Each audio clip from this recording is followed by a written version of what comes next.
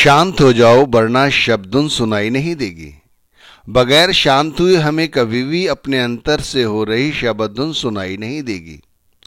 ऐसा नहीं कि शब्द धुन कहीं बाहर से हमारे अंदर आएगी, वो तो भाई हमारे अंदर पहले से ही मौजूद है, लेकिन हम शांत नहीं होते, इसीलिए वो हमें सुनाई नहीं पड़ती। और शांत होना इतना कोई आसान काम नहीं है। यदि हम शांत हो जाएं तो ये शब्द धुन हमें सहज रूप से सुनाई दे सकती है। और शांत होने के लिए तो लोग परेशान हैं।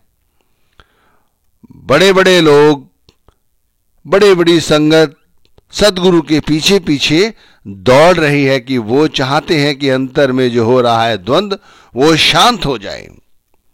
सब कुछ होते सोते भी लोग और भी चाहिए इसी तरह की आसक्ति पाले हुए हैं। और जब तक ये आसक्तियां हैं, जब तक ये मन के अंदर छटपटाहट है, तब तक हम वो शब्द धुन नहीं सुन सकते। कहते हैं शब्द धुन सुनने के लिए सबसे पहले जो अभ्यासी है उसे शब्द धुन सुनने की तैयारी करनी चाहिए, और उसके लिए उसे शांत होना जरूरी है। बहुत से साधक ऐसे भी हैं जिन्हें नामदान मिलता है, नामदान मिलते समय ही उनको शब्द धुन सुनाई दे जाती है, और फिर वो लगातार अभ्यास करते रहते हैं।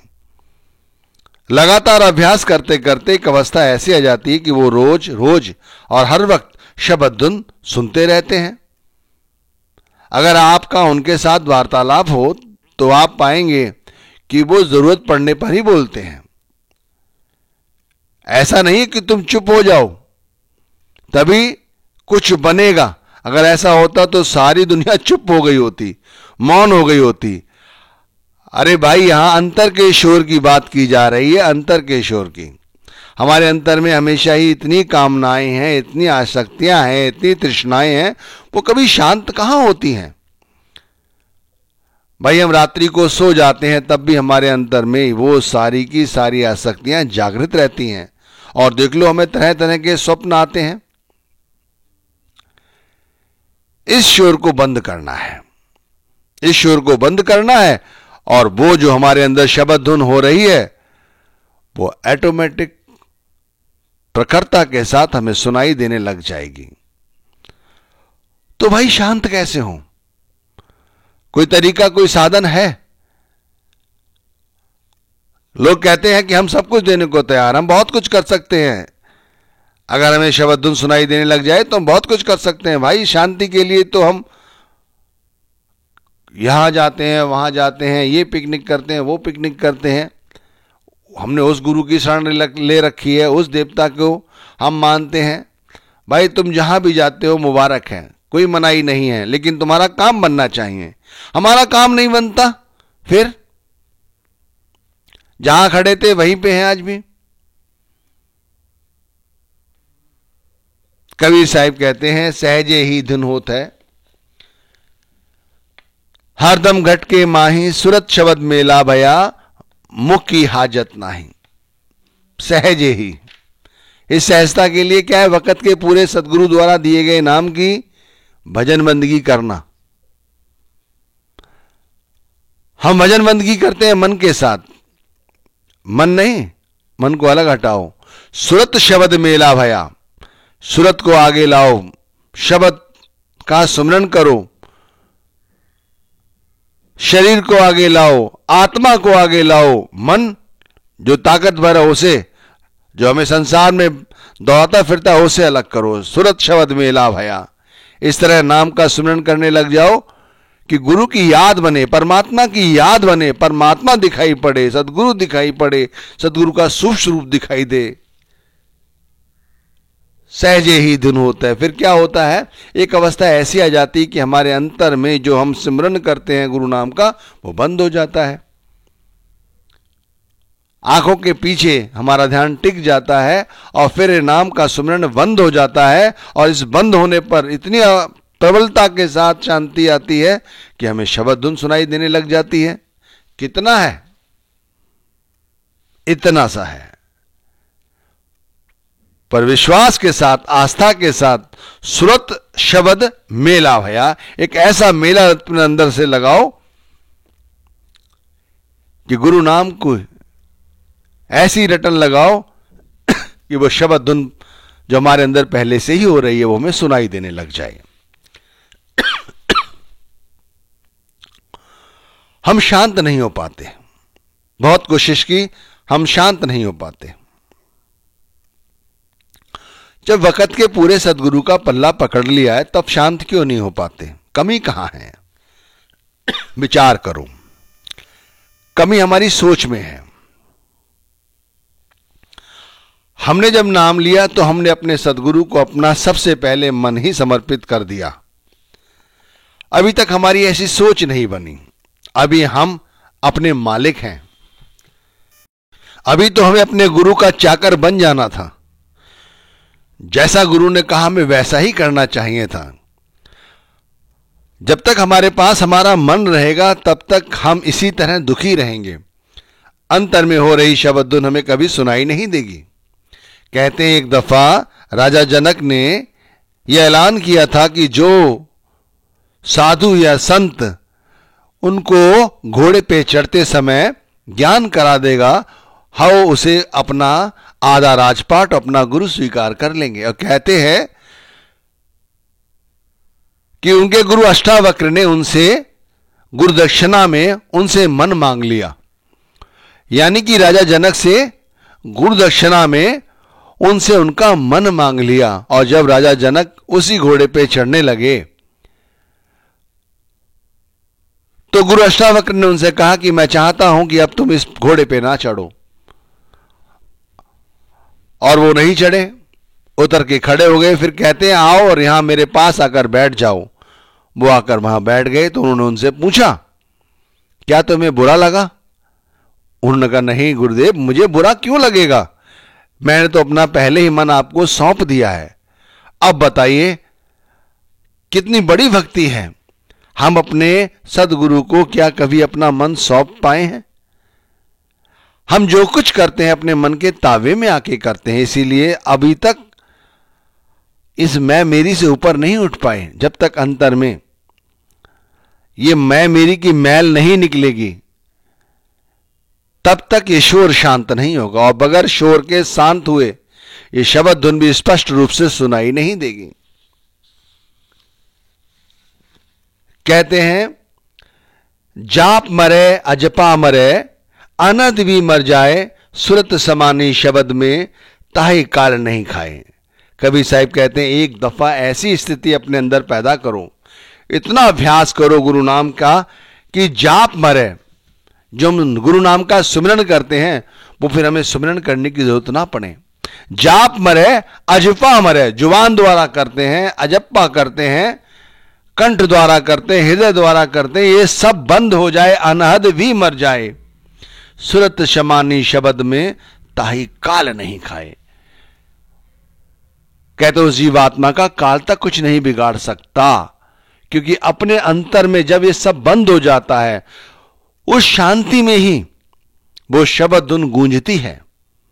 सोचो हमारे अंदर में इतने सारे कौतूहल हैं, इतनी सारी आसक्तियां हैं, इतनी सारी तृष्णाएं हैं कि हम रात्रि को सो जाते हैं तब भी इन्हीं आसक्तियों में घिरे पाते हैं अपने आप को। और ये सब शांत हो जाएं, यहां तक कि जो गुरु नाम को हम रोज सुमिरते हैं, सुमिरन करते हैं, हम उसको भी बंद कर दें।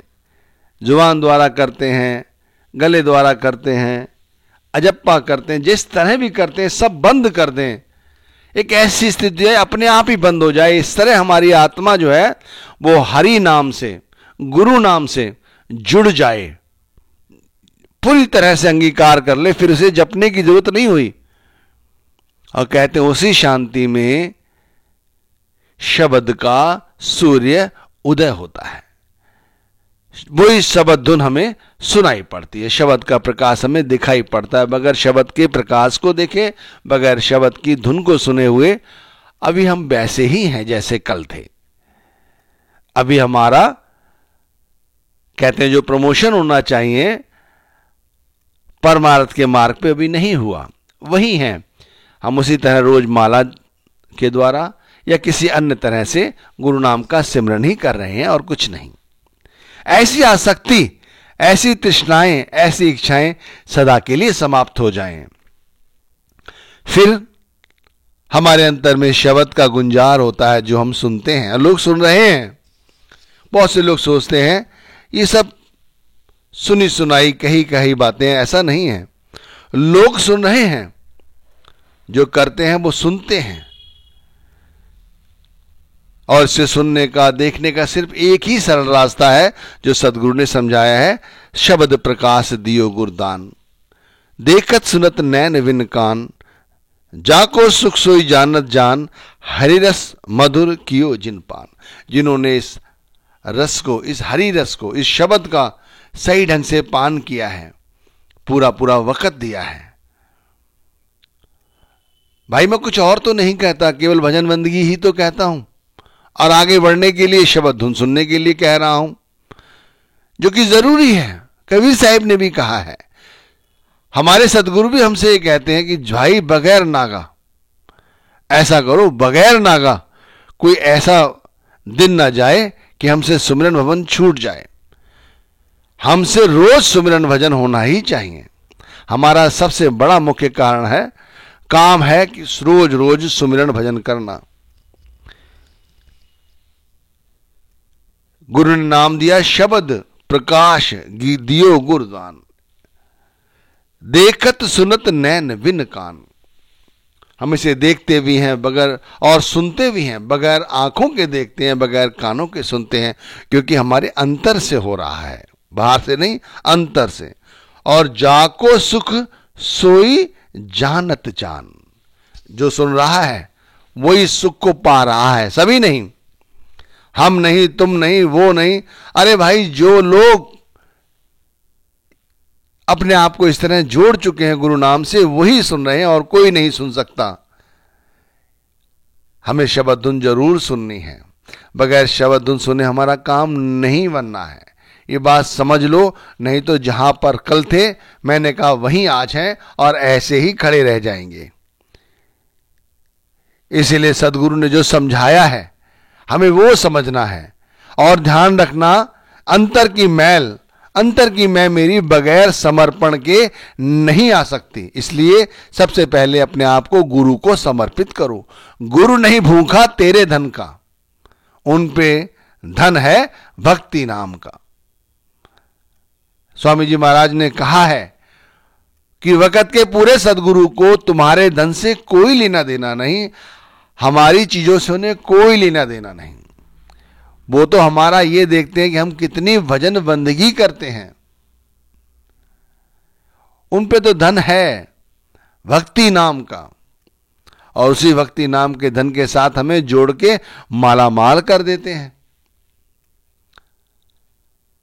हमें समझना चाहिए कि गुरु हमसे क्या चाहते हैं। गुरु राजी तो सब राजी, और गुरु राजी रहते हैं केवल उनके द्वारा दिए गए नाम का सुमिरन करने से, उनके द्वारा दिए गए नाम का भजन करने से। फिर उनसे कोई उनका प्यारा चाहे कितनी दूर ही क्यों ना बैठा हो, वहां पर भी पूरे सदगुरु उसकी संभाल करते हैं, उसकी देख करते हैं, उसकी चिंता करते हैं। देखो, इन बातों को इस तरह से भूलने की या भुलावे की जरूरत नहीं है। शब्द धुन सुनने के लिए हमें अंतर में शांत होने की आवश्यकता है। ऐसा है नहीं कि तुम बाहरी तौर पर शांत हो जाओ, शुरुआत यहां से होती है, लेकिन ये नहीं कि बाहरी तौर पर शांत हो जाओ तो सभी को ये शब्द धुन सुनाई देने लग जाएगी। वर तो इस तरह तो लोग मौन व्रत धारण कर लेते हैं, चुप हो जाते सदा सदा के लिए नहीं। अंतर से शांत होने की आवश्यकता है, अंतर से।